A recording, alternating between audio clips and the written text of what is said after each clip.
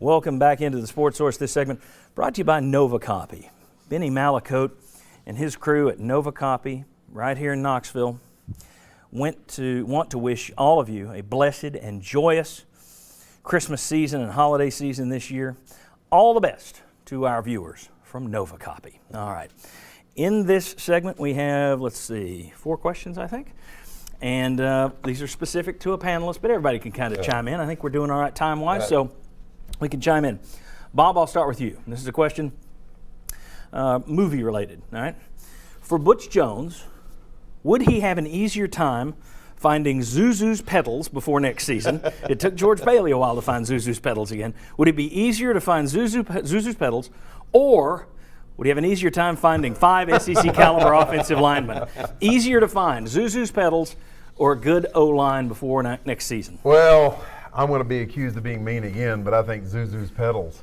Really? Yeah, I just think Tennessee's offensive line is at a point where it's going to be hard to but maybe they'll surprise. Zuzu's pedals have committed to LSU.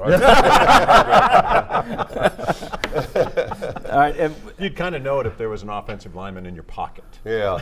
And that's where the pedals went. Very nice. Very nice. I don't know. I think they will be improved. So I'm not a believer in a year older makes a year better, but just in terms of no experience versus, again, you had 6 starts returning to your line last year, and it was all with one guy. This year you're going to have, 60-something starts returning? You're going to improve a little bit just because of that. Yes. But. Okay. But. You better bring in some new pedals. Okay, you need some new pedals. All right. Mike Strange. Which of these 3 wise men has the brightest future at his current school? Butch Jones at Tennessee, Mark Stoops at Kentucky, or Brett Bielema at Arkansas? Who has the brightest future at his current school? I go with Butch Jones over Brett Bielema because Butch Jones plays in the SEC East. And I think Jones and Bielema both have a bright future, but I would not want to play in the SEC West right now. So I'm giving Butch the edge. There's going to be a couple of games. There's a Vanderbilt and Kentucky in the East where there isn't a Vanderbilt or Kentucky in the West. Agreed. What do you think, Chuck? Oh, I feel exactly the same way, and especially moving forward and being able the recruiting foundation that is in place. You got to like what Butch Jones has going on here. Gentlemen? Yeah, I'm impressed with the job Bielema did this year because I thought it was a much better team, but I also think the qualifier playing in the West is Butch would get my vote as well. I agree. I think it's Butch, and I think Stoops, you can see the problems you have at Kentucky. He's recruited well while he's been there.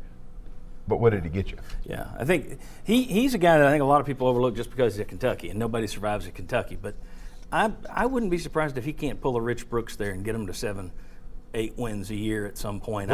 He's done all right in terms. He had a 3-game improvement this year, but because they started with 5 wins and lost their last 6, it's like it was a terrible year. They were 3 games better than they were last year. So I think all 3 of those are good coaches. How long does Stoops stay at Kentucky?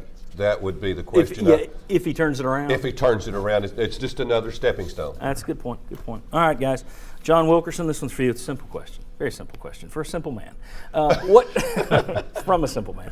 What Vol football player is most likely to win a major award in 2015? There you got the major award.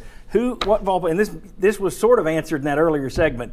What Vol football player is most likely to win a major award in 2015? Actually, thinking about this, you might think Dobbs, you might think Barnett. I'm going to go with Kurt Magid. Kurt Magid, okay. He's going Kurt Magid. Guys, what do you think? Good answer. You What convinced award? me. Good sell.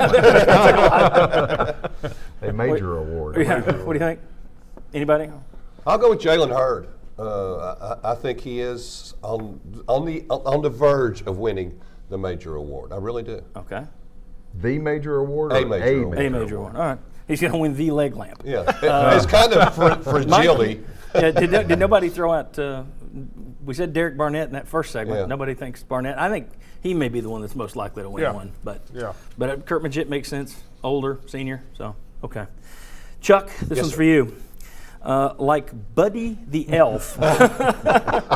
Like Buddy the Elf, will this Vol basketball team surprise everyone by bringing unexpected joy to those around them? Nobody expected Buddy to bring joy. He did. In other words, will this Tennessee team be appreciably better than we all projected in the preseason? Well, didn't we project right around 500? Pretty much, maybe. They were picked for 13th in the SEC. And you're going to do better than that. Okay. But I just don't see this being much more than a 500 basketball team.